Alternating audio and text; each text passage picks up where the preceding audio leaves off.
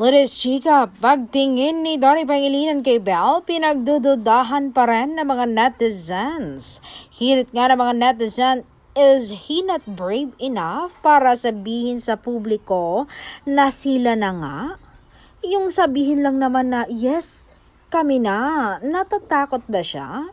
Yan ang mga hirit nila. Pero sinagot yan ni Donnie, saad niya hindi ba sapat? Sige, pagbibigyan ko sila. Lalo na at hiwalay na kami as a love team. I-flex ko talaga siya sa lahat. Ipagsisigawan ko siya sa buong mundo na sa akin siya. Nasa akin si Belle.